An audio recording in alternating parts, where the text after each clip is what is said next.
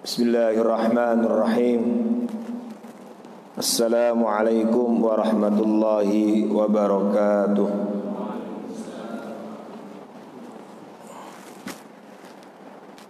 Alhamdulillah. Alhamdulillahilladzi 'allamal Qur'an, khalaqal insan, 'allamahul bayan. Wassalatu wassalamu ala sayyidil anam, Sayyidina Muhammad bin Abdullah min waladi Adnan, wa ala alihi wa ashabihi wa man tabi'ahum bi ihsan. Amma ba'd, faqala ta'ala fi kitabihil karim, a'udzu billahi minasy syaithanir rajim. Rabbana taqabbal minna innaka antas samiul alim. Shadaqallahul azim. Ayyuhal muslimun wal muslimat, bapak-bapak, ibu-ibu, saudara sekalian, baik yang mengikuti secara offline di Masjid Al-Amanah ini maupun yang mengikuti secara online, hafizakumullah. Semoga duduknya kita dalam majelis ilmu,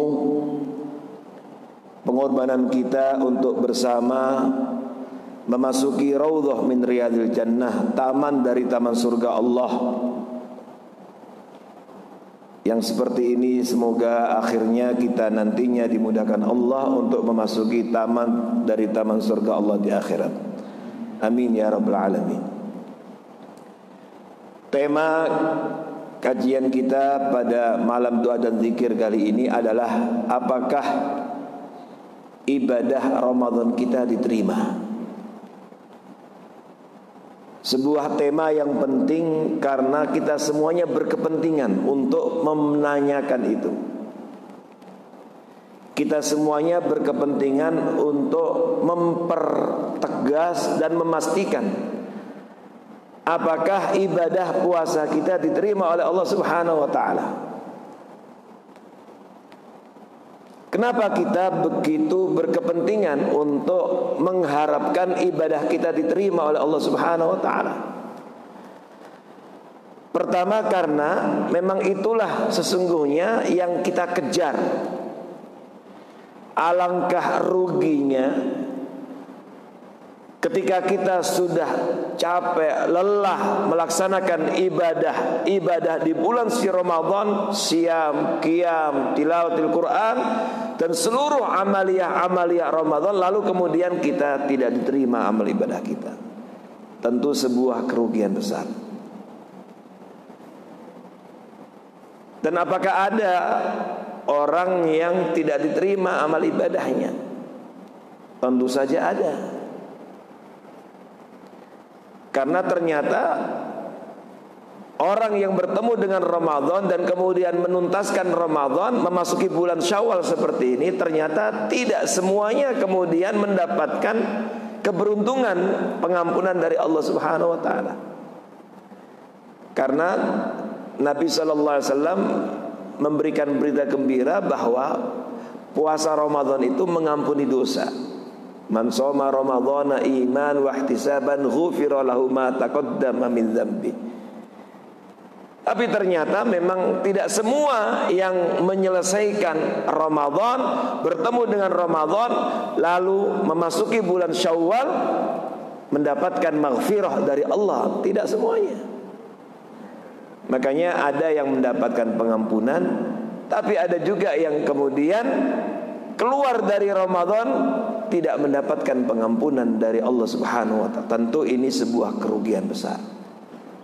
Makanya ada beberapa riwayat hadis Rasulullah SAW dalam berbagai macam versinya. Di antaranya riwayat yang disampaikan Imam Al-Bazzar, dan hadis ini telah diteliti oleh Syekh Albani rahimahullah, disahihkan bahwa Nabi SAW seperti yang diceritakan Anas ibnu Malik, pernah suatu ketika Nabi naik ke mimbar dan kemudian tiba-tiba beliau mengatakan amin. Amin itu adalah doa Allahumma stajib, ya Allah kabulkanlah. Lalu naik lagi tangga berikutnya mengatakan amin. Naik lagi tangga berikutnya mengatakan amin. Sampai 3 kali. Begitu selesai, para sahabat bertanya, penasaran, ya Rasulullah, fama amanta, mengapa engkau mengatakan amin? Apa yang kau aminkan itu? Nabi kemudian menjawab, ja'ani Jibril, tadi Jibril mendatangiku dan kemudian menyampaikan kepadaku, raghima anfum ri'in, sungguh rugi, celaka seseorang. Yang pertama dia sebutkan, yaitu namamu disebut di hadapannya, walam yusalli alaik, tapi ia tidak bersolawat kepadamu. Lalu Jibril mengatakan, aminkan ya Muhammad, fa'amantu, maka aku mengatakan amin. Yang kedua, raghima anfum ri'in, rugi seseorang ketika adraka abawaihi, dia menemukan, mendapati kedua orang tuanya, walam yadkhulil jannah, tapi ternyata dia tidak dapat masuk surga, padahal dia telah diberikan nikmat dapat membersamai orang tuanya. Kenapa? Karena ternyata tidak dimanfaatkan untuk birrul walidain, sehingga menghalanginya masuk surga.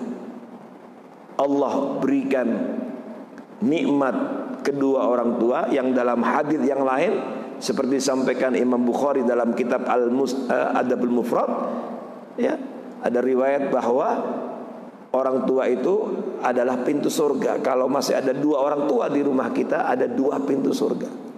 Tapi tidak dimanfaatkan pintu surga itu, tidak diperlakukan dengan baik, tidak birrul walidain, bahkan naudzubillah sampai uququl walidain, falam yadkhul jannah. Maka Jibril memerintahkan Nabi untuk mengaminkan, fakultu amin. Dan yang ketiga, raghima anfum ri'in, sungguh rugi man adraka Ramadan, seseorang yang diberikan nikmat bertemu dengan Ramadan, tapi selesai Ramadan masuk bulan Syawal ini, falam yughfarlah, dia tidak mendapatkan maghfirah, pengampunan dari Allah. Maka Jibril memerintahkan Nabi untuk mengaminkan, fakultu amin. Nabi kemudian mengatakan amin. Bayangkan, yang mengaminkan tidak sembarang orang. Yang mengaminkan adalah Imamul Muttaqin, Khatamun Nabiyyin, Sayyidul Mursalin, Rasulullah sallallahu alaihi wasallam. Oleh karena itu penting sekali kita untuk mengevaluasi dan mempertanyakan, apakah ibadah Ramadan kita diterima. Karena itulah pertanyaan ini menyemangati kita untuk selalu berdoa kepada Allah, meminta kepada Allah agar puasa kita diterima oleh Allah. Pasca Ramadan ini adalah saat yang tepat kita tiada henti untuk mengucapkan doa, memohon agar ibadah kita diterima oleh Allah Subhanahu wa taala. Dan itulah yang diajarkan oleh Allah Subhanahu wa ta'ala kepada kita melalui lisan Nabi Ibrahim dan Ismail. Ayat yang tadi saya baca di muqaddimah itu adalah doa yang diucapkan Nabi Ibrahim dan Ismail. Bapak Ibu tadabbaru, mari kita tadabburi. Bayangkan waktu Nabi Ibrahim dan Ismail berdoa dengan doa tadi, Rabbana taqabbal minna innaka antas samiul alim, habis apa dia? Ayatnya dimulai dengan wa idh yarfa'u Ibrahimul qawa'ida minal bait. Pada saat itu Nabi Ibrahim sedang meninggikan apa? Pondasi Baitullah, sedang membangun kembali rumah Allah, Ka'bah. Sudah jelas ini adalah Baitullah, Baitur Rahman. Nabi Ibrahim membangun itu bersama dengan putranya. Nah, setelah selesai Nabi Ibrahim mengatakan Rabbana taqabbal minna innaka antas samiul alim. Padahal yang dibangun apa? Baitullah, Baitur Rahman. Tapi toh begitu Nabi Ibrahim masih merasa khawatir, jangan-jangan tidak apa? Diterima amalnya. Makanya beliau minta dengan sungguh-sungguh, Rabbana taqabbal minna innaka antas samiul alim. Ya Allah, terimalah ibadahku ini, amalku, amal solehku ini. Innaka antas samiul alim, sesungguhnya engkau maha mendengar lagi maha mengetahui. Para ulama tafsir ketika menafsirkan ayat ini, ayat 127 surah Al-Baqarah, di antaranya mengutip pendapat beberapa ulama salaf. Ada ulama, seorang ulama namanya Wahib Ibnul Warad, seperti dikutip oleh Imam Ibnu Katsir dan tafsir yang lainnya. Itu ketika beliau membaca ayat ini menangis beliau. Ketika beliau membaca ayat wa idz yarfa'u Ibrahimul qawa'ida minal baiti wa Ismail Rabbana taqabbal minna innaka antas samiul alim thumma yabki. Beliau menangis. Kenapa kok sampai menangis? Kata Wahib Ibnul Warad, ya Khalilar Rahman, wahai kekasih Allah. Nabi Ibrahim kan dapat julukan Khalilur Rahman, kekasih Allah. Wahai kekasih Allah, engkau telah menuntaskan pekerjaan yang begitu mulia, membangun pondasi Baitullah Ka'bah,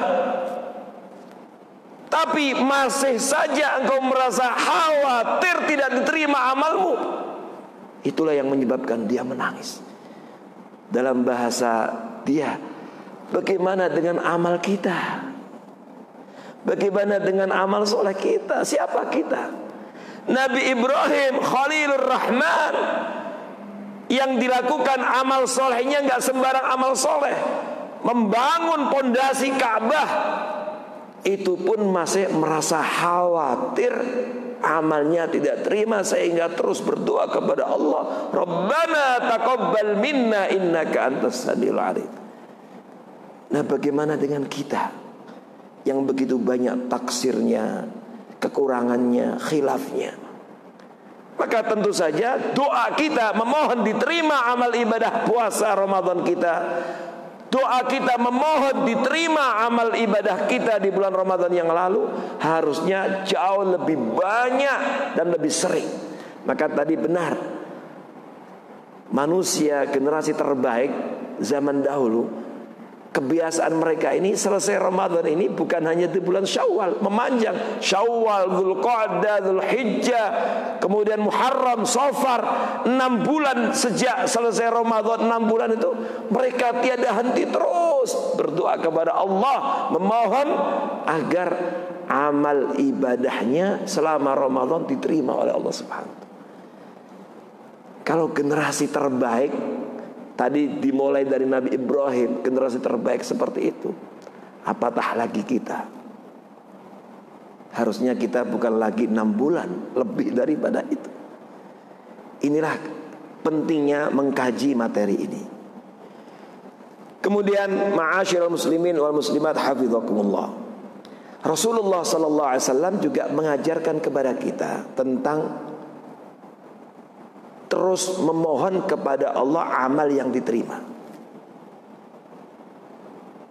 Di antaranya Nabi SAW itu kebiasaannya selesai sholat membaca istighfar 3 kali.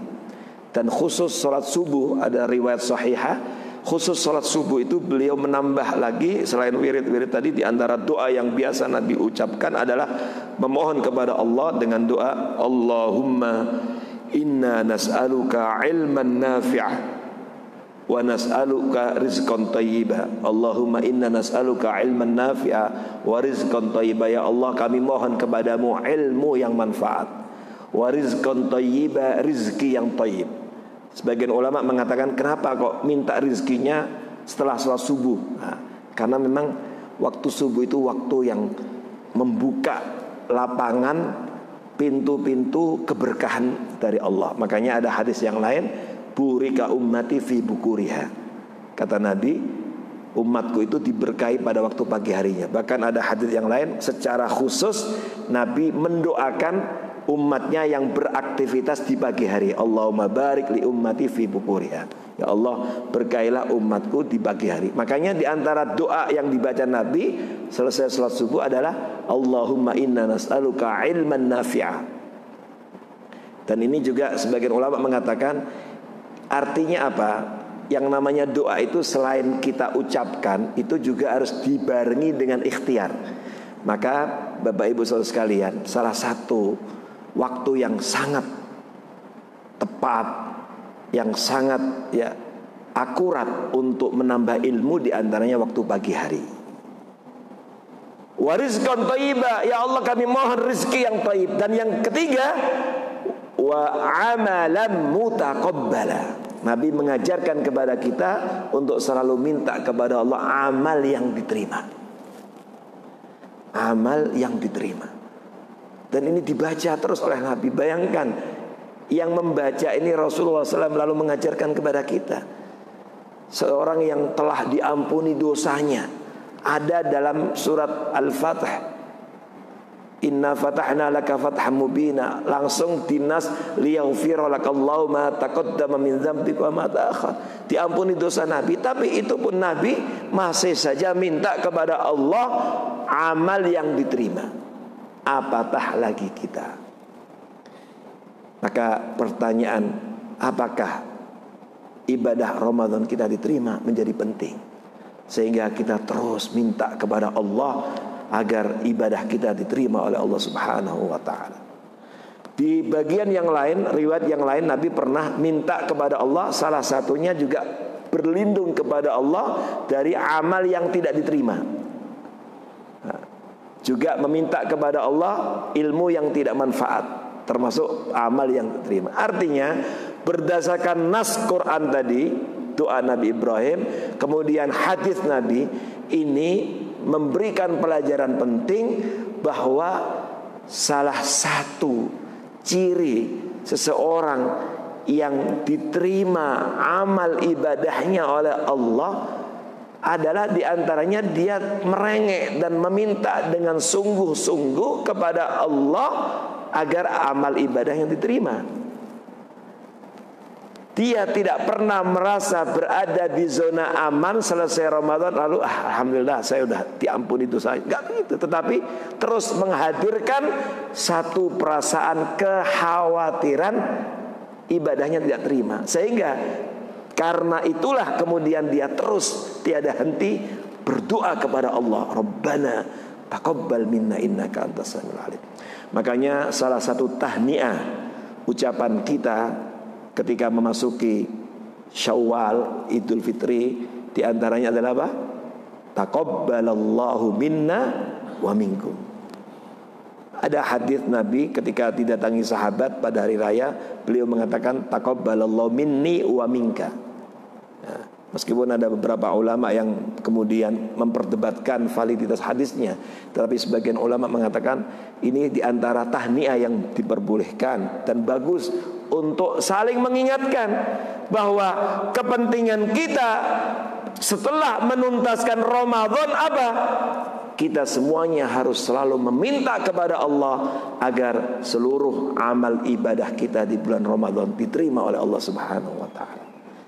Setelah kita bersungguh-sungguh dengan ikhlas menjalankannya, setelah kita bersungguh-sungguh dengan mengikuti petunjuk Nabi dalam menjalankan amal ibadah itu, setelah kita sungguh-sungguh melaksanakan puasa Ramadan dan seluruh amal ibadah itu mendasarkan pada imanan wahtisaban, maka selanjutnya tugas kita adalah terus merengek memohon kepada Allah agar ibadah kita diterima oleh Allah Subhanahu wa ta'ala.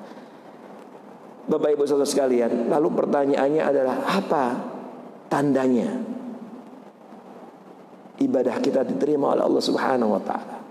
Sebagai bahan introspeksi dan sekaligus evaluasi, supaya kita bisa mendeteksi secara dini dan mengevaluasi diri kita, kira-kira amal kita diterima oleh Allah apa tidak. Ma'asyiral muslimin hafizakumullah, ada beberapa tanda-tanda yang menjadi variabel. Pertama, seperti disampaikan oleh Al-Imam Al-Hasan Al-Basri, di antara tanda diterimanya amal ibadah seorang, termasuk amal ibadah Ramadan, adalah, kata beliau, thawabul hasana al-hasanatu ba'daha. Kata Imam Al-Hasan Al-Basri bahwa balasan suatu kebaikan itu lahirnya kebaikan setelahnya. Maka ini menjadi salah satu variabel ukuran diterimanya amal ibadah seorang. Dalam konteks ibadah Ramadan, maka salah satu tanda diterimanya amal ibadah Ramadan seseorang pasca Ramadan, Syawal dan seterusnya ini semakin semangat dalam melakukan kebaikan.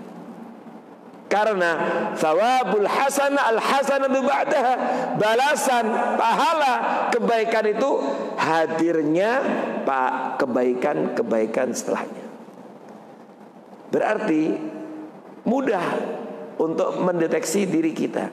Kalau kemudian pasca Ramadan ini kok kita tambah malas sholatnya, kok pasca Ramadan ini kok kurang semangat ke masjidnya, setelah Ramadan kok tambah tidak semakin baik akhlaknya, pasca Ramadan kok tambah tidak baik dengan orang tuanya, birrul walidainnya, bahkan semakin memburuk hubungan dengan keluarganya. Pasca Ramadan kok tidak semakin rajin beramal soleh. Nah, ini berarti ada bahaya, warning. Karena kata beliau rahimahullah melanjutkan, wa jazaa'u sayyi'ah as-sayyi'ah. Karena itu pertanda buruk. Karena balasan keburukan itu lahirnya keburukan. Oleh karena itu Al-Imam Ibnu Rajab Al-Hambali, beliau mengatakan, mempertegas bahwa innallaha idza taqabbala amala 'abdihi, Allah Subhanahu wa ta'ala, kata beliau, ketika menerima amal ibadah hambanya, waffaqahullahu li'amal khair ba'dah. Maka tanda diterimanya amal ibadah hambanya itu, kalau Allah menerima ibadah hambanya, maka Allah memberikan kemudahan, memberikan taufik, memberikan kemudahan kepada hambanya untuk melakukan amal soleh berikutnya. Itu pertanda amalnya diterima oleh Allah Subhanahu wa ta'ala. Jadi idealnya ketika kita semuanya sudah kembali fitri, ketika bangsa ini dari mulai pejabat sampai rakyatnya melaksanakan ibadah puasa, maka harusnya kehidupan dalam kehidupan keluarga kita, kehidupan sosial kita, kehidupan berbangsa bernegara kita harusnya semakin baik apa semakin lebih buruk? Harusnya semakin lebih baik. Kalau semakin lebih baik, itu pertanda baik bagi ibadah Ramadan kita. Kalau kemudian tidak semakin baik, perilaku-perilaku koruptif dan yang lainnya juga masih terus ada, berarti ada bahaya. Berarti ada hal yang perlu dievaluasi. Jangan-jangan memang ibadahnya tidak terima. Dan inilah menjadi catatan, karena Al-Imam Ibnu Rajab menegaskan seperti itu. Dan begitulah Allah Subhanahu wa ta'ala, ketika Allah Subhanahu wa ta'ala menerima amal ibadah hambanya dan kemudian menginginkan kebaikan pada hambanya, pada keluarga, masyarakat, bangsa, maka dalam hadis yang lain, hadis sahih, ista'malahu, Allah mempekerjakannya. Ketika ditanya Nabi, ya Rasulullah, gimana Allah mempekerjakan hambanya ketika hambanya diingin kebaikan? Kata Nabi, ya, dibuka pintu-pintu, diberikan kemudahan melakukan kebaikan.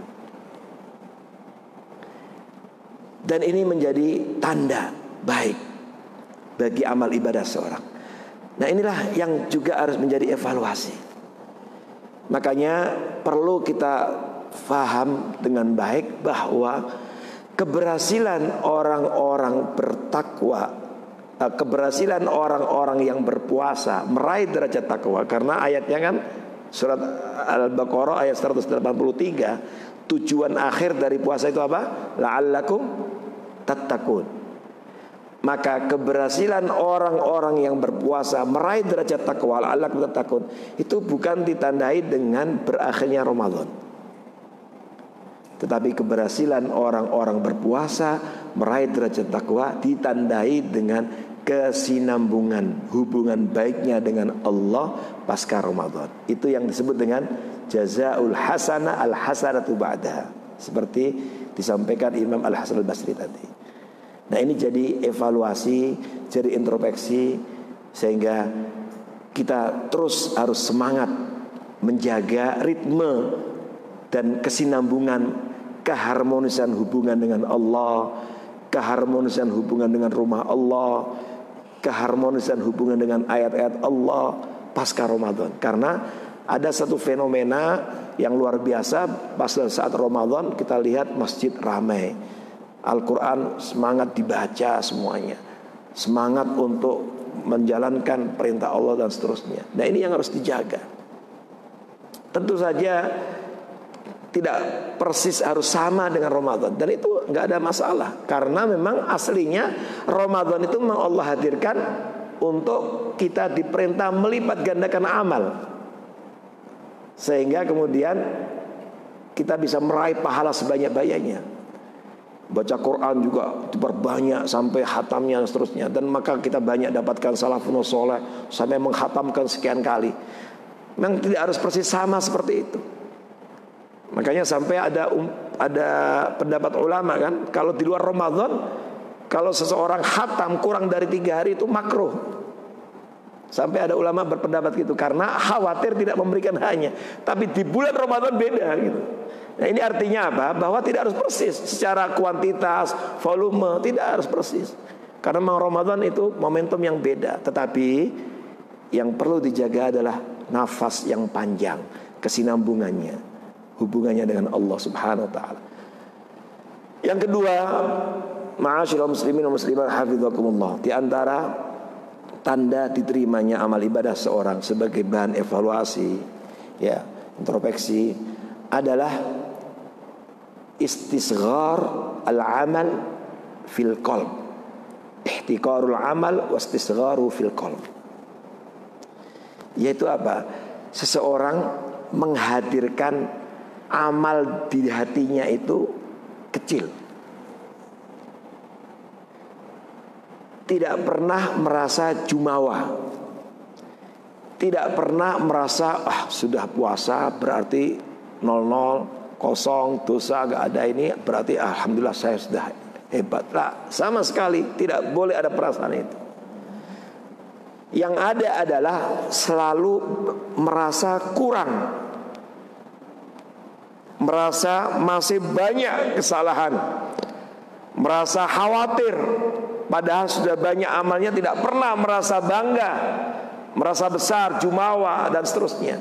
Tetapi justru malah terus semakin merasa khawatir dan merasa kurang. Ini yang disampaikan oleh Al-Imam Ibnul Qayyim rahimahullah. Kata beliau dalam salah satu kitabnya, wa alamatu qabuli amalik, tanda diterimanya amalmu, amal solehmu itu apa? Ihtiqaru wasikhru fil qalb.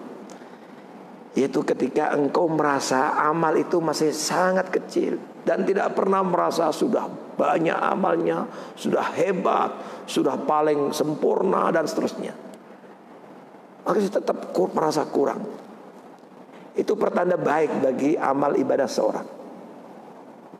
Dan inilah yang kemudian diajarkan oleh Rasulullah SAW. Makanya Bapak Ibu saudara sekalian, Nabi SAW mengajarkan kepada kita, begitu kita selesai menuntaskan sholat, Assalamualaikum, Assalamualaikum, apa yang diajarkan Nabi kepada kita? Istighfar 3 kali. Astaghfirullah, astaghfirullah, astaghfirullah. Padahal sudah sholat. Gak ada ajaran selesai sholat Assalamualaikum, Alhamdulillah, gak ada itu. Tapi Nabi mengajarkan istighfar 3 kali.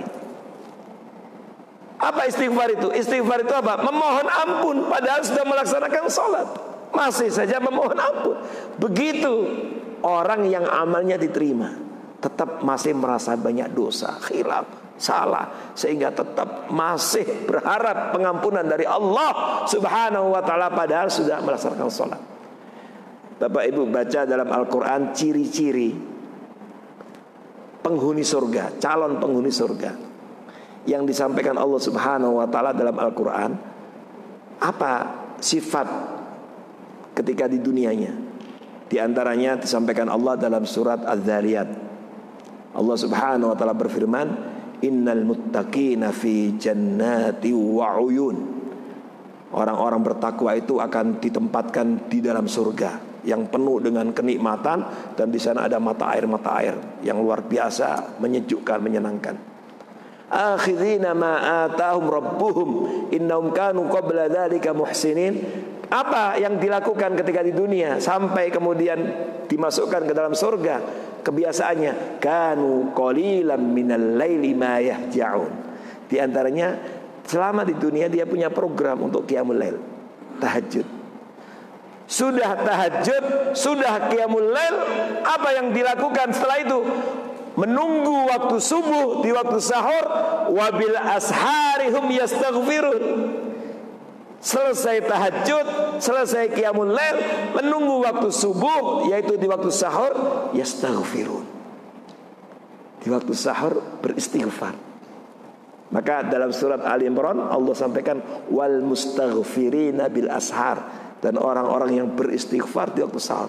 Orang-orang yang beristighfar di waktu sahur itu dia sudah bangun, sudah tahajud, sudah qiyamul lail, tahajud, tetap masih apa? Meminta ampun kepada Allah.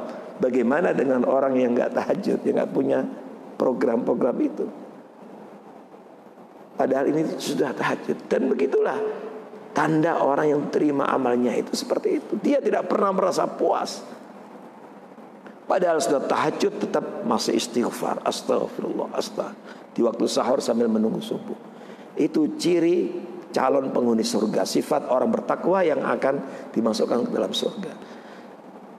Karenanya Allah Subhanahu wa taala memuji orang-orang yang seperti itu. Maka di dalam surat Al-Mu'minun ayat 60, nanti bisa dibuka ayatnya, Allah Subhanahu wa taala sampaikan juga manusia-manusia yang beruntung, orang-orang yang dianggap sebagai manusia yang terdepan, hebat itu, kata Allah, di antaranya Allah sampaikan walladzina yu'tuna ma ataw wa qulubuhum wajilah annahum ila rabbihim raji'un. Yaitu orang-orang yang memberikan apa yang dia dapatkan, kemudian diberikan, wa qulubuhum wajilah, hatinya masih merasa takut. Nah, pada saat ayat ini turun, ada riwayat sahihah, hadis sahih, Aisyah radhiyallahu anha, istri Nabi, waktu itu memahami dan kemudian mengkonfirmasi, nanya, memastikan kepada Nabi, betulkah pemahamannya? Kok masih ada orang yang begitu takut luar biasa hatinya? Wa qulubun wajilah. Siapa sih mereka ini? Kata Aisyah memahami dengan salah dalam tanda petik, yang kemudian tanya kepada Nabi, lalu diluruskan oleh Nabi. Ya Rasulullah, ini siapa nih orang-orang ini? Apakah mereka ini orang-orang ahumul ladzina yashrabul khamr? Apakah ini orang-orang yang selama hidupnya senang, rajin minum khamr, suka mabuk-mabukan? Wa yaznun, rajin berzina. Yasrikun, suka nyolong, mencuri, korupsi. Apakah orang-orang ini? Sehingga wa qulubum wajilah, sehingga hati mereka takut kepada Allah, takut sekali. Ketika mau kembali, mereka akan kembali kepada Allah, takut sekali. Apakah mereka ini orang-orang yang ketika di dunianya atau kesehariannya orang-orang yang buruk, jahat? Kata Nabi apa? La ya bintas Siddiq. Bukan begitu wahai putri As-Siddiq. Ayat ini adalah Allah memuji mereka ini bukan orang-orang yang hari-harinya diisi dengan keburukan, kemaksiatan, tetapi mereka ini adalah humul ladzina yusallun wa yaqumun wa yatasaddaqun. Mereka ini orang-orang yang rajin salat, rajin qiyamul lail, rajin puasa, rajin bersedekah. Hari-harinya selalu diisi dengan kebaikan, tapi masih merasa khawatir tidak diterima amalnya oleh Allah Subhanahu wa taala, sehingga hatinya masih takut padahal sudah banyak amalnya. Apalagi dia tahu bahwa nanti akan kembali kepada Allah Subhanahu wa taala. Inilah yang kata Imam Ibnu Qayyim, tanda diterima amal seorang. Jadi kalau ada orang kok selesai Ramadan kok mudah merasa, wah alhamdulillah saya sudah selesai, berarti sudah banyak pahala saya Ramadan. Kan Ramadan dilipat gandakan, Pak. Kemudian dia semakin malas ibadah, menganggap enteng, menganggap dosanya udah diampuni dosa. Ini bahaya, justru malah bahaya. Tapi kalau seseorang kemudian masih saja terus merasa kurang, itu berarti bagus. Dan menurut Al-Imam Ibnu Qayyim tadi, itu tanda diterimanya amal ibadah seorang. Berikutnya, ma'asyiral muslimin wal muslimat hafizakumullah. Apa di antara tanda diterima amal seseorang? Di antaranya tandanya adalah asy'ur bis-sa'adah wa tuma'ninah wa thayyibun nafs.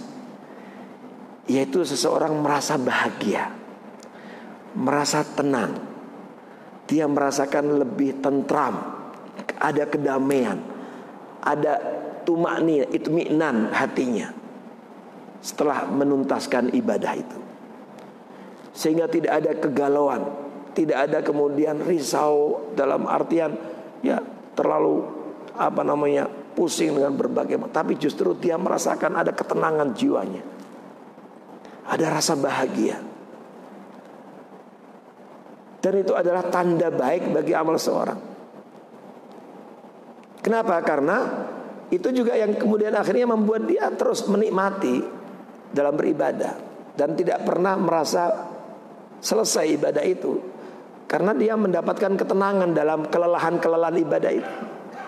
Yatamatta'una bimataibil ibadah. Dia merasakan kenikmatan, kedamaian, ketentraman, ketenangan jiwa dengan kelelahan-kelelahan ibadah itu. Dan itulah sesungguhnya yang disampaikan Allah Subhanahu wa taala, tanda itu muncul pada orang-orang beriman yang hakiki. Bukankah Allah Subhanahu wa taala menyampaikan kepada kita, alladzina amanu wa tatma'innu qulubuhum bi dzikrillah, ala bi dzikrillah tatma'innul qulub. Orang-orang beriman itu akan tenang hatinya dengan zikir kepada Allah. Ibadah kepada Allah itu semuanya adalah zikir.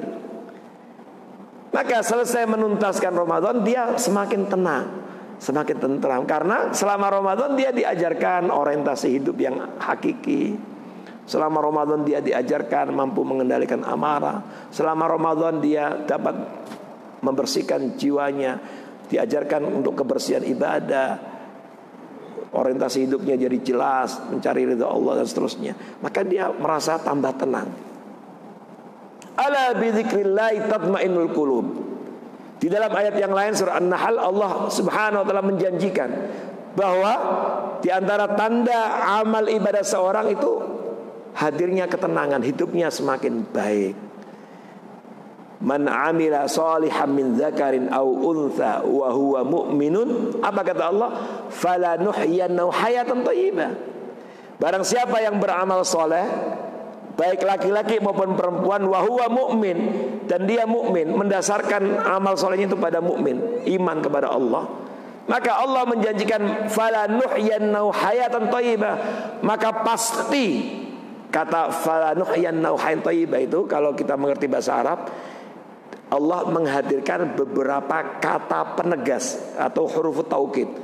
Ada lam, falanuh, kemudian ada nun taukid, yanna gitu.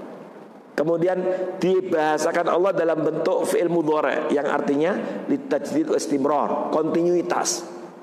Bahwa Allah menjanjikan terus menerus Allah akan berikan kehidupan yang thayyib, yang baik. Falanuhyiyannahu hayatan thayyibah, maka pasti kata Allah kami akan anugerahkan kepadanya hayatan thayyibah, kehidupan yang baik. Para ulama tafsir mengatakan di mana, kapan? Fid dunya, di dunia. Di dunianya dikasih kehidupan yang baik, sehingga semakin harmonis rumah tangganya, semakin baik kehidupannya, semakin berkah hidupnya, semakin tenang jiwanya. Orang pada ngoyo sana sini, orang pada ini, tapi dia tenang. Kemudian semakin amanah, kemudian semakin profesional, semakin baik dalam pekerjaan, dalam industri. Dia mendapatkan ketenangan, ketentraman. Itu di dunia, kata Allah, falanuhyiyannahu hayatan thayyibah. Para ulama tafsir mengatakan fid dunya. Dan nanti di akhirat walanajziyannahum ahsanal ladzi kanu ya'malun. Allah akan memberikan balasan yang terbaik. Yang banyak yang kemudian ternyata di luar prediksi, di luar dugaannya. Makanya ketika seorang masuk surga itu kan kaget. Banyak orang ketika masuk surga itu kemudian kaget karena di luar estimasi, di luar prediksi. Kenikmatan yang didapat itu dahsyat luar biasa. Kan banyak riwayat-riwayat menyebutkan itu. Ada orang tua, ayah dan bunda yang kaget ketika masuk surga. Ketika diangkat derajatnya oleh Allah Subhanahu, kaget. Lalu ditanya, lalu dia bertanya, heran, ya Rabb anna li hadza. Ya Allah, kenapa aku dimuliakan seperti ini? Lalu dijawab, bi akhdhi waladikum al-Qur'an. Oh, ini adalah karena perjuanganmu, pengorbananmu, waktu yang kau korbankan, harta yang kau belanjakan, biaya yang kau keluarkan, tenaga yang kau kerahkan untuk mendidik anakmu sehingga menjadi orang-orang yang dekat dengan Al-Quran, orang-orang yang semangat belajar Al-Quran, semangat menghafal Quran. Maka dia kaget, ternyata apa yang dia lakukan semua ini membuahkan hasil yang membuatnya kaget ketika diangkat derajat oleh Allah surga. Dalam hadis yang lain ada orang tua yang seperti itu ketika idza dakhala ar-rajul al-jannah, ketika seorang masuk surga lalu diangkat derajatnya, pertanyaannya sama. Ini versi hadis yang lain. Ya Rabb anna li hadza, lalu dijawab dalam versi hadis yang lain, ada di tafsir Ibnu Katsir yang lainnya, bistighfari waladika laka. Oh, engkau diangkat derajat seperti ini orang tua karena permohonan ampun anakmu untukmu setelah kematianmu. Dan tidak mungkin anak yang seperti itu kecuali anak yang soleh. Jadi investasi anak soleh, pengorbanan waktu, tenaga, harta yang ia kerahkan, keluarkan biaya terusnya itu, perhatiannya terhadap pendidikan anaknya sehingga menjadi anak yang soleh, solihah, itu ternyata membuahkan hasil yang luar biasa di luar estimasi dan prediksinya. Seperti pertanyaan tadi, ya Rabb anna li hadza. Ya Allah, apa gerangan yang membuat aku dimuliakan seperti ini? Karena dia merasa biasa saja, ternyata di luar dugaannya. Begitulah Allah Subhanahu wa ta'ala berikan balasan terhadap amal seorang dengan balasan yang terbaik. Makanya kalau kita baca ayat-ayat surga itu kan luar biasa. Bahkan sampai ada ayat di surga itu walakum fiha ma tashtahi anfusukum walakum fiha ma tad'un. Itu enggak ada di dunia. Kenikmatan surga itu adalah apa yang terbetik di benak kita itu langsung ada. Sekarang ini dengan kecanggihan teknologi, dengan adanya penjualan online atau apapun aplikasi yang dahsyat sekarang ini, kemajuan. Ya kita sekarang kan di rumah pengen apa saja bisa, tapi masih harus capek. Pertama, kalau pakai handphone pastikan handphonenya ada apa? Pulsanya, paketnya. Kalaulah pengen cepat makanan juga harus nunggu waktu, ya kan? Sabar. Ya kadang-kadang bisa 10 menit, bisa 15 menit, setengah jam. Ya, atau kalau pesan apa kadang-kadang masih harus capek, lelah. Meskipun jauh lebih praktis dan seterusnya dibanding zaman-zaman dulu. Tapi tetap saja kata Allah di surga walakum fiha ma tashtahi. Apa yang ada di benak kita langsung gitu, enggak perlu capek-capek, enggak perlu tadi langsung. Malam-malam begini kayak pengen makan kambing guling, ada di depan, enggak perlu manggil, enggak perlu pesan-pesan lagi, ada langsung. Apa saja, bahkan buah-buah dan seterusnya itu dalam beberapa riwayat dan juga ada beberapa ayat seperti dalam Ar-Rahman itu dekat semuanya, nggak perlu nunggu panen kapan, itu nggak ada, luar biasa. Jadi ada ketenangan di dunia, dijanjikan kehidupan yang thayyib, kemudian di akhirat balasannya dahsyat luar biasa. Di dalam hadis sahih, mungkin Bapak Ibu sudah biasa membuka atau mempelajari hadis Arba'in Nawawi, kan ada juga itu di situ. Nabi menyampaikan bahwa albir, yang namanya kebaikan itu matma'anna ilaihi nafs. Yang namanya kebaikan itu sesuatu yang mendatangkan ketenangan jiwa hati. Maka di antara tanda diterimanya amal ibadah seorang adalah dia mendatangkan ketenangan. Hatinya tenang, tentram, semakin nyaman, dia merasakan kedamaian. Sebaliknya kalau dosa, kata Nabi apa? Wal izm mahaka, sesuatu yang gatal di hati ini dan tidak ingin orang lain tahu, membuat seorang galau, membuat seorang tidak pernah merasa tentram, tenang. Ada ketakutan, ada kekhawatiran. Nah, itu berarti dosa, itu seperti itu karakternya. Nah, ketika seorang amal ibadah diterima, maka menghadirkan ketenangan, ketentraman, sehingga dia merasa bahagia, merasa tentram, semakin jelas orientasi hidupnya, sehingga dia tidak pernah putus, terus dia menikmati, merasakan kenikmatan dengan kelelahan-kelelahan ibadah itu. Terakhir, Bapak Ibu Saudara sekalian, di antara tanda diterimanya amal ibadah seorang, ya, dan menjadi evaluasi introspeksi kita adalah hubbun nas, yaitu mendatangkan rasa simpati, sayang, cinta dari orang-orang sekitarnya. Diterima keberadaannya karena kebaikan-kebaikannya, karena dia menanam kebaikan itu. Ini adalah termasuk juga tanda diterimanya amal ibadah seorang. Apa dalilnya? Dalilnya adalah hadis yang disampaikan Nabi, ada di dalam Sahih Bukhari, Sahih Muslim, yaitu Allah Subhanahu wa taala, Nabi SAW bersabda, "Innallaha idza ahabba fulanan." Allah Subhanahu wa taala itu kalau Allah mencintai seseorang, disebut fulan, si A, si B. Apa? Nada Jibril. Allah manggil Jibril. Lalu Allah mengatakan kepada Jibril, "Ya Jibril, Allah mencintai si fulan, fa'ahibbahu." Jibril, Allah mencintai si fulan, maka cintailah dia. Lalu Jibril mencintainya. Lalu Jibril memanggil penduduk langit, memberitahu, Allah mencintai fulan, fa'ahibbuhu. Wahai penduduk langit, Allah mencintai si A, si fulan ini, fa'ahibbuhu, maka cintailah ia. Lalu penduduk langit itu mencintainya.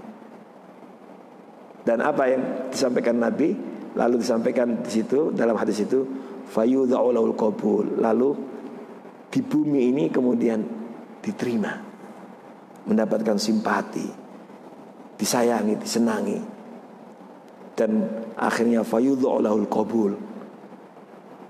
Para ulama hadis mengatakan ini juga pertanda baik bagi amal seorang, karena aslinya semua ajaran Allah Subhanahu wa ta'ala, semua perintah Allah, amal ibadah apapun, itu memang harus mendatangkan dampak sosial yang positif bagi kehidupan seorang. Kalau ada orang, dia ini rajin sholat, tapi kok masyarakat malah gak senang, dibenci oleh masyarakat, nah ini berarti bukan sholatnya yang salah. Berarti ada hal yang tidak benar dalam menjalankan sholatnya. Karena aslinya sholat itu pasti membawa kepada kebaikan. Inna sholat tanha 'anil fahsya'i wal munkar. Karena amal ibadah apapun, diantaranya kesempurnaan amal ibadah itu ditandai dengan penerimaan yang baik di sekitarnya, ditandai dengan dampak sosial yang positif bagi kehidupannya. Di antaranya Allah Subhanahu wa ta'ala tegaskan di dalam surat Al-Hajj, a'udzubillahi minasyaitonir rajim, ya ayyuhalladzina amanu ruk'u wasjudu wa'budu rabbakum waf'alul khaira la'allakum tuflihun. Wahai orang beriman, rukuklah kalian, sujudlah kalian, beribadahlah kepada Rabb kalian.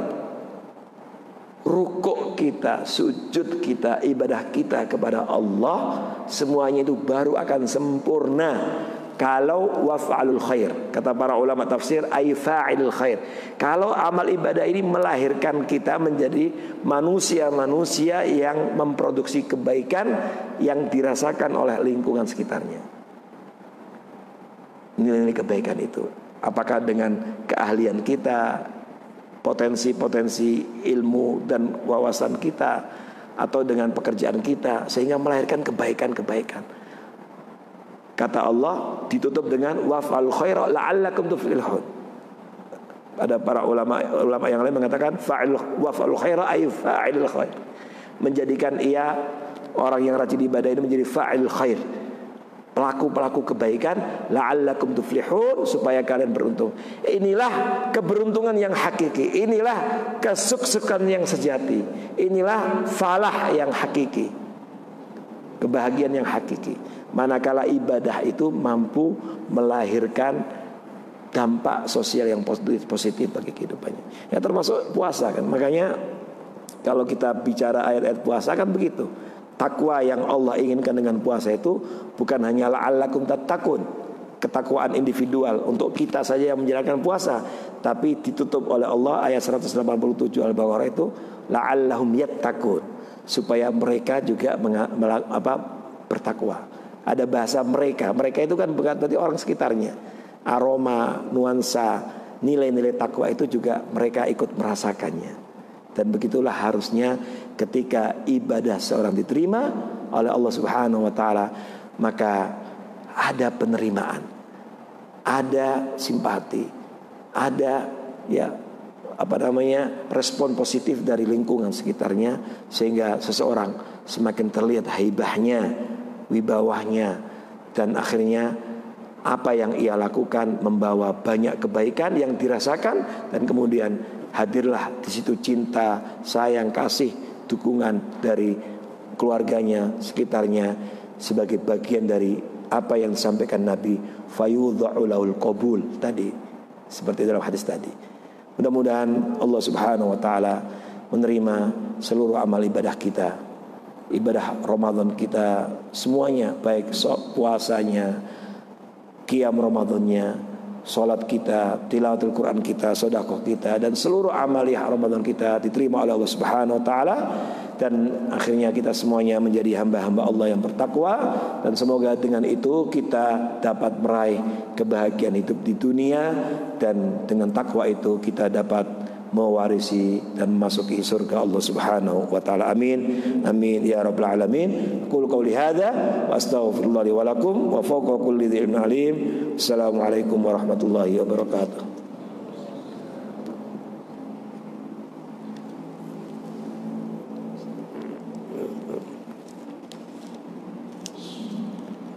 Terima kasih Ustaz Syekh atas terjawabnya, atas nasihat-nasihatnya, atas faedah-faedahnya, insyaallah. Dari semua yang terjadi kalau misalkan jemaah mungkin biar lebih kembali nanti bisa dicek kembali di channel YouTube kita bersama ilmu yang lebih lewat, kita pengen mendalami, nanti bisa dicek di rekaman masing-masing, insyaallah. Izinkan saya juga Ustaz nanti akan ingin jawab beberapa pertanyaan, satu untuk bisa menerima pertanyaan Ustaz. Izinkan saya juga untuk menyampaikan beberapa hal terkait tanda firman Allah Shalih diterima Allah Subhanahu wa taala, itu ketika kebaikan-kebaikan kita di Ramadan itu menghasilkan kebaikan-kebaikan juga di bulan-bulan yang lain. Lalu ada yang kedua adalah kekuatan tertentu atas amal-amal kita, apakah akan diterima atau tidak oleh Allah Subhanahu wa taala, sehingga kita senantiasa berdoa. Lalu kita mendapatkan ketenangan dalam beribadah, keyakinan dalam menjalani kehidupan, dan juga ada simpati, ada respon positif, ada dampak sosial yang positif atas kehadiran kita, entah itu di tengah-tengah kehidupan kita, di bawah kita, ataupun pekerjaan kita, insyaallah. Baik, jamaah sepanjang dulu Allah Subhanahu wa taala, dipersilakan kepada para jemaah apabila ingin bertanya. Mungkin ada salah satu itu Ramadan gitu ya, mungkin ada yang bisa ini boleh pertanyaan. Mungkin saya tulis menjelaskan pertanyaannya. Ketika di bulan Ramadan mungkin kita memikirkan rencana kebaikan-kebaikan, tetapi qadar Allah kita mungkin dalam kondisi yang sibuk gitu ya, kondisi yang capek atau kondisi yang tidak bisa melaksanakan ibadah-ibadah tersebut, misalkan kita ada yang lewat, dan mungkin itu jadi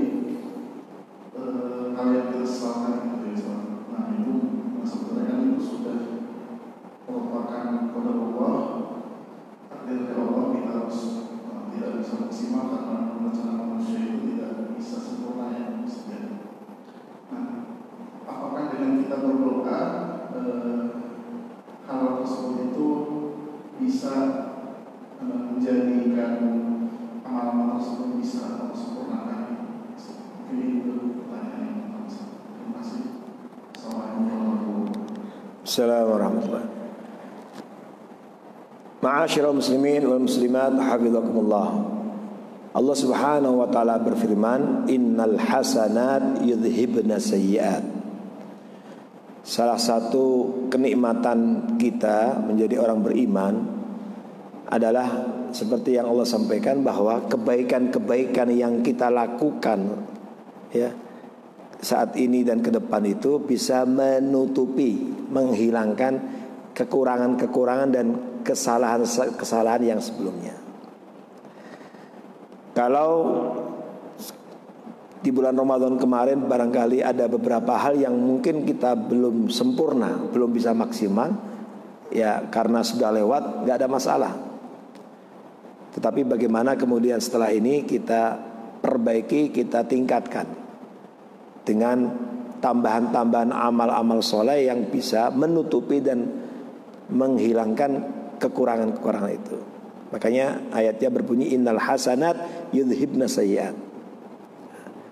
Dan begitulah Allah Subhanahu wa ta'ala perintahkan kita. Bahkan jangankan ketidaksempurnaan dalam urusan yang sunnah, bahkan kemaksiatan, dosa, bahkan sampai pada tingkat kemungkaran ataupun dosa yang sampai pada tingkat israf. Kalau dalam bahasa Al-Quran itu Allah bahkan memanggil hamba-hambanya yang israf dalam dosa. Israf itu kan berlebihan, bukan sekedar berdosa. Itu pun Allah Subhanahu wa ta'ala tetap menyemangati untuk tidak pernah putus asa. Apatah lagi kalau masih sifatnya yang tadi kekurangan-kekurangan masih bisa ditebus, ditambah, disempurnakan dengan yang lain. Ya kecuali kalau berkaitan dengan hal-hal yang sudah jelas, yang ada hubungannya dengan hukum fikih. Misalnya ada puasa yang bolong, berarti ya dibayar. Ada puasa yang tidak dikerjakan atau karena safar atau karena sakit, yaitu fa'iddatun min ayyamin ukhar, maka tentu dihitung dan kemudian dibayar. Tapi kekurangan-kekurangan dalam yang lain, yang hal yang sunnah, yang ini masih bisa dilakukan ibadah-ibadah yang lain pasca Ramadan. Nah, makanya jangankan terhadap yang sifatnya penyempurna, terhadap yang masalah-masalah yang sudah jelas dosa saja, apa Allah Subhanahu wa sampaikan, qul ya ibadiyalladzina asrafu ala anfusihim, wahai hamba-hambaku yang israf dalam menzalimi diri mereka, israf dalam dosa. Apa kata Allah? La taqnatu min rahmatillah, jangan kalian putus asa, putus harapan dari rahmat Allah. Innallaha yaghfiru dzunuba jami'a, karena Allah pasti akan mengampuni semua dosa.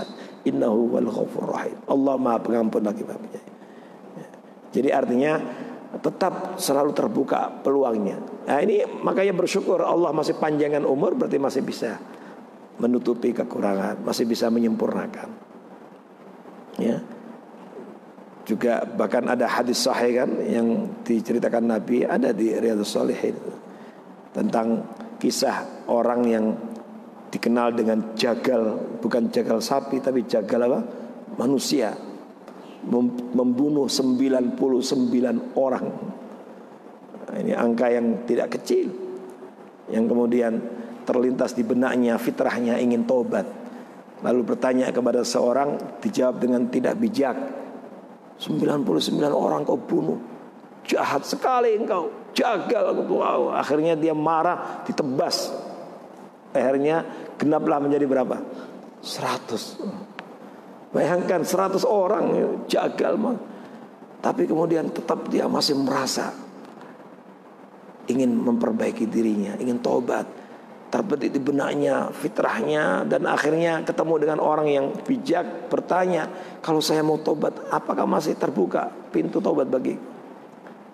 Ketemu dengan orang yang tepat, seorang yang alim, sampaikan, Allah Maha Pengampun lagi Maha Penyayang. Allah pasti akan menerima tobat kalau engkau sungguh-sungguh bertobat, taubatan nasuha, sambil dinasihati, engkau harus pergi dari tempatmu karena tempat tinggalmu ini gak kondusif, Kadang ada orang yang kadang-kadang baik berada di tempat yang nggak baik, maka diperintah untuk hijrah. Tinggalkan itu, kamu pergi ke satu tempat, ditunjukkan tempat, dan kalau engkau lakukan, engkau akan bisa menjadi lebih baik dan mudah-mudahan Allah terima tobatnya.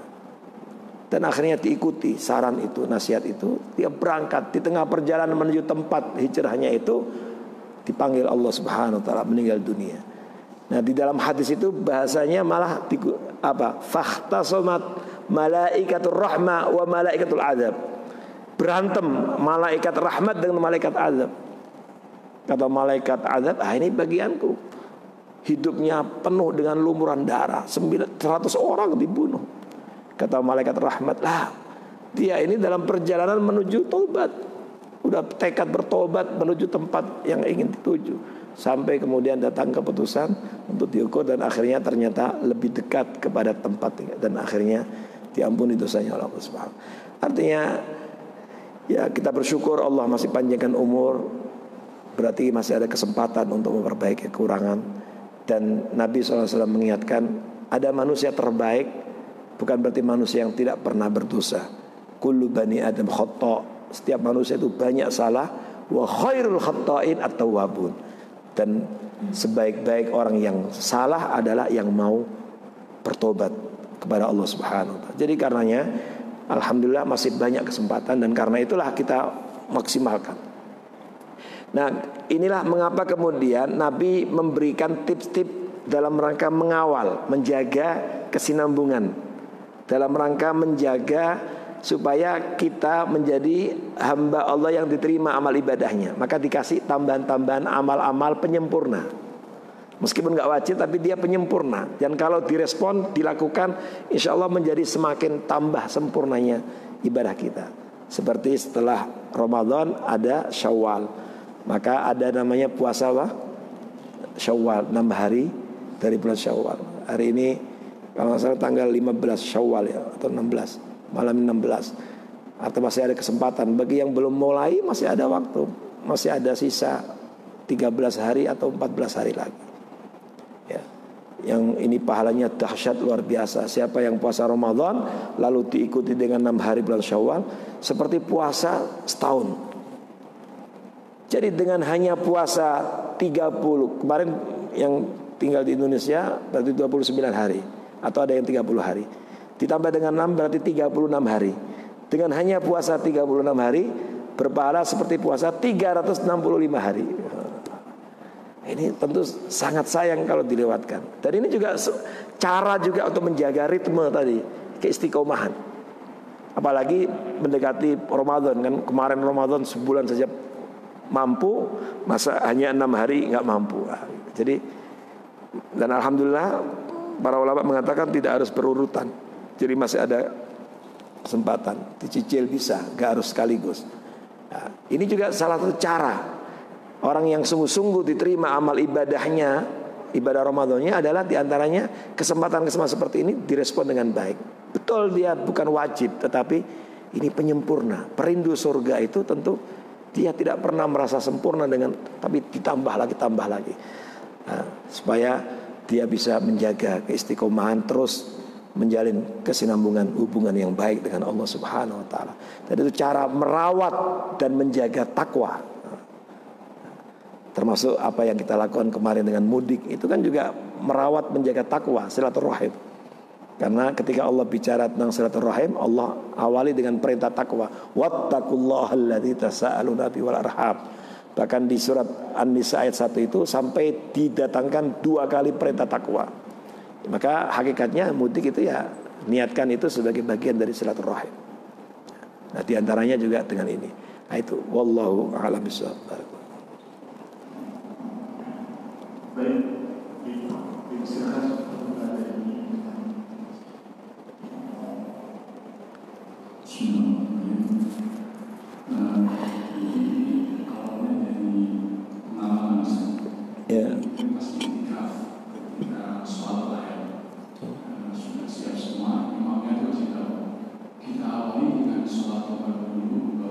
Salat apa? Sholat awal. Nanti setelah itu kita sholat tasbih berjamaah. Setelah itu jadi dikasih tahu soal tasbih itu bacaan ini dan seterusnya, habis itu baru dia mulai. Nah, yang pertama taubat ini. Jadi kalau taubat itu misalkan suatu itu untuk satu dosa tertentu atau dosa secara keseluruhan. Kemudian apa sih syarat taubat diterima dan apa tanda-tandanya taubat itu diterima dari awal? Kemudian pencerahan sekitar soal tasbih. Terima kasih. Ya, terima kasih. Allah Subhanahu wa taala berfirman di dalam Al-Qur'an, "Wa tubu ilallahi jami'an ayyuhal mu'minuna la'allakum tuflihun." Ini perintah Allah kepada orang-orang beriman. Siapapun orang beriman, salah satu karakternya, salah satu sifat yang harus melekat pada orang beriman adalah selalu taubat kepada Allah. Wa tubu ilallahi jami'an. Bertobatlah kalian semuanya kepada Allah, ayyuhal mu'minun, wahai orang beriman, la'allakum tuflihun, supaya kalian beruntung berbahagia. Maka berdasarkan ayat ini para ulama tafsir mengatakan ini berarti taubat itu adalah jalan tangga menuju falah, kebahagiaan dunia dan akhirat. Apakah seseorang taubat itu harus selalu setelah? Tidak juga. Taubat itu adalah seseorang terus menjalin hubungan baik dengan Allah. Asli kata taubat itu adalah arruju ilallah, yaitu kembali kepada Allah. Tetapi tentu saja ketika seorang menyadari jatuh ke dalam suatu kesalahan dan dosa, maka di situ tentu jauh lebih diperlukan lagi untuk bertobat kepada Allah. Makanya di antara doa zikir yang dibaca Nabi kan juga di antara memohon ampun dan bertobat kepada Allah. Astagfirullah wa atubu ilaih. Jadi tidak harus selalu, tapi ini adalah karakter yang melekat pada orang beriman, kembali kepada tadi, agar tidak ada perasaan bahwa kita tidak pernah orang yang suci, orang yang sudah sempurna. Justru dihadirkan itu. Makanya perintah taubat itu ditujukan kepada orang beriman juga, seperti dalam ayat ya ayyuhalladzina amanu tubu ilallahi taubatan nasuha dan seterusnya itu. Nah, artinya itu. Yang kedua, tentu saja pada saat seseorang habis melakukan dosa ini tentu lebih diprioritaskan lagi, karena itu adalah pada saat jatuh dalam kesalahan dan dosa, tentu jauh lebih diprioritaskan lagi untuk bertobat kepada Allah Subhanahu. Lalu bagaimana ciri-ciri tobat yang diterima oleh Allah Subhanahu wa taala? Dilihat tobatnya itu, dilihat dosanya, jenis dosanya. Ada dosa yang terkait dengan hukukullah, hak-hak Allah. Maka cukup dengan istighfar dan tobat, lalu beramal soleh, tuntas, selesai. Karena ini hubungannya dengan Allah. Tapi ada tobat yang ada hubungannya dengan hukuk adamiyah, hak-hak manusia. Maka ini harus meminta keikhlasan atau mengembalikan kepada hak itu kepada manusia, baru selesai urusan tobatnya. Nah, makanya sebagian ulama mengatakan begitu. Syarat tobat ya diantaranya dia bertekad untuk tidak kembali, meninggalkan maksiatnya, langsung bertekad meninggalkan dan niat untuk tidak kembali. Dan kalau ada hubungan dengan hukuk adamiyah dituntaskan, selesaikan. Misalnya ada urusan hutang piutang, nggak bisa saya tobat ya dari hutangnya, udahlah kita 0-0 aja, nggak bisa gitu. Harus diselesaikan karena ini ada hubungan dengan hukuk adamiyah, kezaliman, hak-hak yang harus diberikan. Nah itu makanya di dalam surah Al-Baqarah Allah sampaikan illal ladzina tabu wa aslahu wa bayyanu. Ada taubat kecuali orang bertobat, wa aslahu memperbaiki, wa bayyanu. Para ulama tafsir mengatakan kenapa kok aslahu bayyan? Ini karena ada hubungannya dengan orang lain. Wa bayyanu menjelaskan bagi mereka yang ada hubungannya dengan pemikiran sesat, ada hubungan ini yang kemudian memberikan pengaruh besar bagi orang.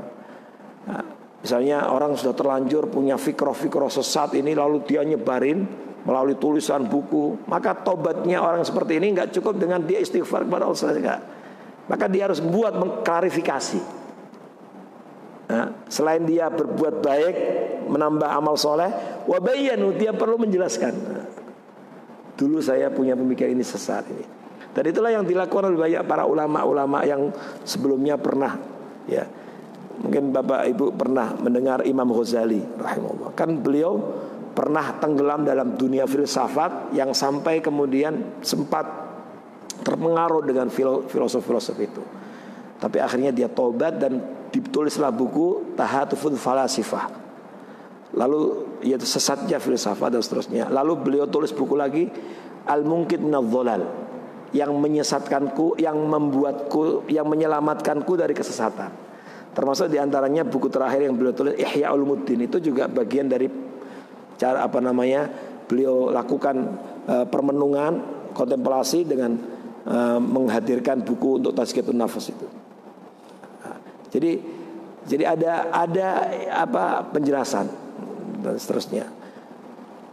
Lalu cirinya setelah itu ya dia memperbanyak. Tadi diantaranya innal hasanat yudhibna sayyi'at. Dengan kebaikan-kebaikan dia lakukan itu dengan sendirinya menghapus dosanya. Bagaimana kalau saya mau mengembalikan hak tapi nggak ketahuan siapa ini? Ya itu ada sebagian ulama mengatakan dia niatkan saja, sedekahkan atas nama siapa. Mudah-mudahan itu. Tapi kalau sampai masih bisa menemukan orang-orang yang berhak atas hak-hak yang mungkin pernah kita zalimi, ya itu tunaikan. Kalau enggak ya diniatkan sedekah untuk yang bersangkutan dan seterusnya. Nah itu diantaranya. Kemudian kaitan dengan sholat tasbih ya. Secara umum ya saya ingin sampaikan bahwa mayoritas ulama boleh.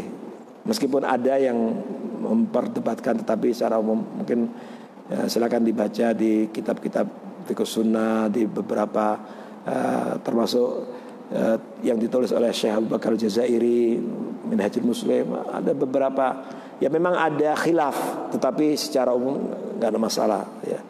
Meskipun tidak harus rutin dilakukan. Beda dengan sholat-sholat rawatib ya, karena sholat sunnah rawatib itu memang disebut rawatib karena memang dianjurkan untuk rajin dilakukan. Bahkan ada pahala yang luar biasa ya. Artinya jangan sampai seseorang menyibukkan yang tidak banyak dianjurkan, lalu yang sering dianjurkan malah ditinggalkan. Nah ini kalau sholat sunnah rawatib yang 12 rakaat ini kan pahalanya jelas, yaitu Bapak Ibu kita seperti inden DP istana di surga. Man shalla 12 rakaah tatawu'an fi yaum wa lailah, kata Nabi, barang siapa yang sholat 12 rakaat sunnah sehari semalam, banallahu lahu baitan fil jannah. Kita seperti inden ngasih DP untuk surga, istana di surga. 12 rakaat itu apa? 2 rakaat sebelum subuh setelah azan itu. Lalu 4 rakaat sebelum zuhur, tentu 2 rakaat. Lalu 2 rakaat setelah zuhur, 2 rakaat setelah maghrib, 10, tambah lagi 2 rakaat setelah isya. Nah ini yang rawatib, ini diistiqomai. Tapi kalau seorang ada kesempatan di tempat yang afdol, mulia, ada di Masjidil Haram, Masjid Nabawi, kemudian dia ada waktu luang lapang, nambah di lain 12, gak apa-apa. Masih banyak sholat-sholat sunnah yang lain ya, seperti amalan unggulannya Abu Hurairah radhiyallahu anhu ya, yaitu puasa 3 hari Ayyamul Bid itu, lalu 2 rakaat duha, lalu witir sebelum tidur. Ausani khalili thalatha, kekasihku Nabi mewasiatiku 3 hal tadi itu, dan akhirnya beliau tidak pernah tinggalkan. Ya, boleh. Mau mencontoh Bilal, orangnya masih hidup, terompah kakinya, kedengaran di surga. Bisa apa itu? Salat 2 rakaat setelah wudu. Nah ini udah jelas. Tapi tasbih ini penting juga untuk seseorang dalam hidupnya, jangan pernah tidak melakukan. Tapi tidak berarti harus dirutinkan seperti sholat yang lain. Wallahu a'lam. Ya, jadi seperti itu. Jadi memang ada pendapat yang khilaf, tetapi pendapat yang rajih, yang kuat itu sebagian ulama mengatakan boleh, dan tapi tidak dirutinkan. Jangan sampai kemudian seorang merutinkan yang seperti ini, kemudian sholat sunnah rawatib yang harusnya dihukumi oleh Nabi, hukumnya sunnah muakkadah, justru malah tinggalkan. Wallahu a'lam bishawab.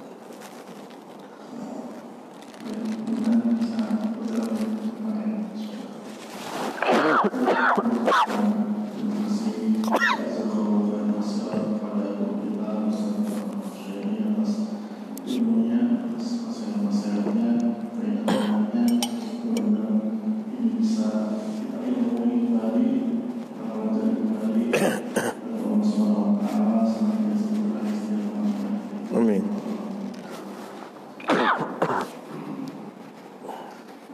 Sebelum acara kita tutup, izinkan pertama yang satu untuk kita berdoa bersama-sama dan juga berdoakan saudara-saudara kita di Gaza, Palestina, di mana sudah luar biasa lagi, dan yang syahid sudah 34.180 syahid, 77.140 korban luka, 30 yang telah dilakukan pembantaian. Mohon izin saya untuk mendoakan kita semua juga senantiasa selalu dalam lindungan Allah Subhanahu wa taala, selalu dalam ketaatan kepada Allah Subhanahu wa taala. Baik, Bapak Ibu saudara sekalian, mari kita akhiri kajian ini dengan berdoa. Kita awali bersama dengan baca Al-Fatihah. A'udzubillahi minasyaitonirrajim. Bismillahirrahmanirrahim. Alhamdulillahirabbil alamin arrahmanir rahim maliki yaumiddin. Iyyaka na'budu wa iyyaka nasta'in. Ihdinas siratal mustaqim. Bismillahirrahmanirrahim. Allahumma lakal hamdu bil Islam wa lakal hamdu bil iman wa lakal hamdu bil Quran, lakal hamdu bil mali wal ahli wal mu'afah, wa lakal hamdu kama yanbaghi li jalali wajhika wa 'azimi sultanik. Allahumma salli wa sallim ala 'abdika rasulika Muhammad. Allahumma ighfir lana dhunubana wa dhunub abaina wa ummahatina wa ajdadina wa jaddatina wa ikhwanina wa akhawatina wa auladina wa banatina wa jami'il muslimina wal muslimat wal mu'minina wal mu'minat al ahya'i minhum wal amwat alladhina shahidu laka bil wahdaniyah wa li nabiyyika bir risalah wa matu ala dhalik. Allahumma inna nas'aluka ilman nafi'a wa rizqan tayyiban wa amalan mutaqabbala. Allahumma inna nas'aluka mujibati rahmatik wa azaima maghfiratik wal 'afwa min kulli ithm wal ghanimata min kulli bir wal fawza bil jannah wan najata minan nar. Ya Allah, jangan biarkan kami meninggalkan tempat ini kecuali dengan dosa yang Kau ampuni. Jangan biarkan kami meninggalkan tempat ini kecuali dengan urusan yang Kau mudahkan. Jangan biarkan ya Allah kami meninggalkan tempat ini kecuali jika ada di antara kami yang sakit atau mengalami kesulitan, Kau angkat penyakitnya dan Kau berikan kemudahan. Ya Allah, jangan biarkan kami meninggalkan tempat ini kecuali doa-doa kami Kau kabulkan. Ya Allah, berkailah kehidupan kami, berkailah kehidupan rumah tangga kami, berkailah pekerjaan kami, berkailah semua urusan kami. Ya Allah, angkatlah dari negeri kami dan negeri kaum muslimin beragam bencana dan malapetaka. Selamatkanlah kami ya Allah. Allahumma qina min kulli makruh wa min kulli su. La ilaha illa anta subhanak inna kunna minadh dhalimin. Ya Allah, jadikanlah pertemuan ini pertemuan yang Engkau curahkan rahmat kepadanya, dan jadikanlah perpisahan kami perpisahan yang Kau ampuni dosa-dosa kami. Ya Allah, terimalah seluruh amal ibadah kami, terimalah seluruh amaliyah Ramadan kami, terimalah puasa kami, terimalah salat kami, terimalah qiyam Ramadan kami, tilawatul Quran kami, sedekah kami, dan seluruh amal soleh kami di bulan Ramadan yang lalu ya Allah. Dan jadikanlah kami semuanya minal aidin wal faizin wal makbulin, orang-orang yang kembali suci, mendapatkan maghfirah-Mu, menjadi orang-orang yang mendapatkan kebahagiaan, termasuk kebahagiaan inda liqa'ik, ketika bertemu denganmu ya Allah. Dan terimalah seluruh amal ibadah kami. Ya Allah, anugerahkan kepada kami untuk bisa bertemu dengan Ramadan di tahun-tahun mendatang ya Allah, sehingga kami bisa terus menikmati beragam hidangan, pahala dan kemuliaan yang ada dalam bulan suci itu ya Allah. Rabbana taqabbal minna innaka antas samiul alim wa tub alaina innaka antat tawwabur rahim. Rabbana zalamna anfusana wa illam taghfir lana wa tarhamna lanakunanna minal khasirin. Rabbana hab lana min azwajina dhurriyyatina qurrata a'yun waj'al muttaqina imama. Allahumma ansur ikhwan muslimin al-mustad'afina fi Gaza. اللهم انصر إخوان المسلمين والمجاهدين في فلسطين. اللهم انصرهم نصرا مؤزرا. اللهم ثبت إيمانهم وقوي شوكتهم ووحد صفوفهم وسدد رميهم. اللهم اخفض نساءهم وأطفالهم وشيوخهم والطف بهم. اللهم تقبل منهم الشهداء واشف منهم المرضى والجرحى. اللهم الطف بهم. اللهم حرر المسجد الأقصى من دنس اليهود واكتب لنا الصلاة فيه قبل الممات. Ya Allah, merdekakanlah Masjidil Aqsa dari tangan-tangan Yahudi Zionist Israel ya Allah, dan anugerahkan kepada kami untuk bisa sholat di sana sebelum kami meninggal dunia ya Allah. Allahumma alaika bil yahudil ghasibin adh-dhalimin wa man awanahum. Allahumma ahsihim adada waqtulhum badada wa la tughadir minhum ahada. Allahumma zalzil al-ardha min tahti aqdamihim wa subbal 'adzaba 'alaihim min fawqihim.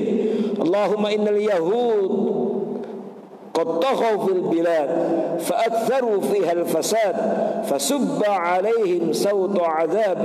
اللهم أرنا فيهم عجائب قدرتك فإنهم لا يعجزونك. اللهم أرنا فيهم عجائب قدرتك فإنهم لا يعجزونك. اللهم أرنا فيهم عجائب قدرتك فإنهم لا يعجزونك. اللهم انصر من نصر الدين واخذل من خذل المسلمين. اللهم من أراد الإسلام والمسلمين بسوء فأشغله بنفسه فاجعل تدبيره وتدميرا عليهم يا رب العالمين. اللهم إنا عبيدك بنو عبيدك بنو إمائك نواسينا بيدك ماض فينا حكمك عدل فينا قضاؤك. نسألك اللهم بكل اسم هو لك سميت به نفسك أو أنزلته في كتابك أو علمته أحدا من خلقك أو استأثرت به في علم الغيب عندك أن تجعل القرآن العظيم ربيع قلوبنا ونور صدورنا وجلاء أحزاننا وذهاب همومنا وهمومنا وسابقنا ودليلنا إلى جناتك جنات النعيم. اللهم اجعلنا وأولادنا وذرياتنا من أهل القرآن. اللهم اجعلنا وأولادنا من أهل القرآن. Ya Allah, jadikanlah kami, anak-anak kami, keluarga besar kami orang-orang ahli kebaikan, kebajikan dan ahli Al-Quran. Jangan jadikan kami dan mereka orang ahli keburukan. Allahumma ja'al Al-Quran hujjatan lana la hujjatan alaina. Allahumma arzuqna tilawatahu ana al-laili wa atrafan nahar birahmatika ya arhamar rahimin. Rabbana atina fid dunya hasanah wa fil akhirati hasanah wa qina adzaban nar wa adkhilna al-jannata ma'al abrar ya aziz ya ghaffar ya rabbal alamin. Sallallahu ala sayyidina Muhammad wa ala alihi wa sahbihi wasallam. Subhana rabbika rabbil izzati amma yasifun wa salamun alal mursalin walhamdulillahi rabbil alamin. Assalamualaikum warahmatullahi wabarakatuh.